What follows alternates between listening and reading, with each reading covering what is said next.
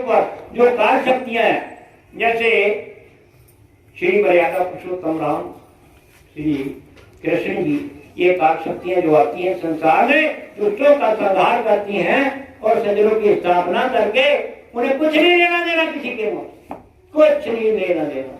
भाई पांडव और प्रेमियों, हमेशा 5 पांडव थे, हमेशा अर्जुन के साथ रहे या नहीं रहे?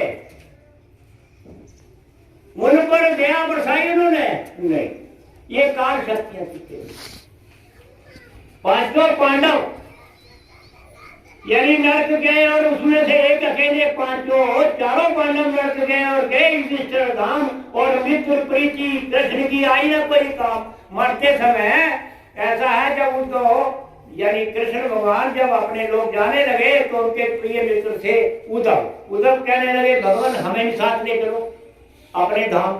तो कृष्ण ने क्या कहा सुनते हो कि ऐसा है कि आप किसी हिमालय में जाइए, किसी संत की शरण में जाकर उनसे नाम धन का खजाना लेकर तब मेरे आप धाम पा सकते हैं, जिन्हें आप और हम पूरे रहे। कृष्ण भगवान ही अवतार है, अवतरी शक्तियां है, उनकी पूजा हो रही है।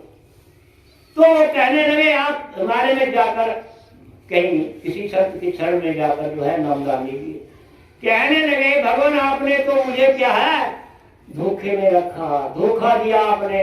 वो तो कह रहे हैं कृष्ण से आपने मुझे धोखा दिया, सारी उम्र में आपकी सेवा में लगा रहा, अब कह रहे बुढ़ापे में जाके भजन करो। कहाँ होगा बताओ? हो सकता है बुढ़ापे में भजन करने के लिए जाओ हिमालय वगैरह जाओ जाकर।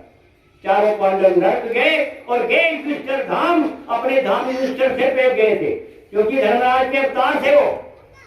4 पांडव नरक गए और गए युधिष्ठिर धाम, और मित्र प्रीति कृष्ण की आई ना कोई काम। आई या नहीं है बताओ समझो।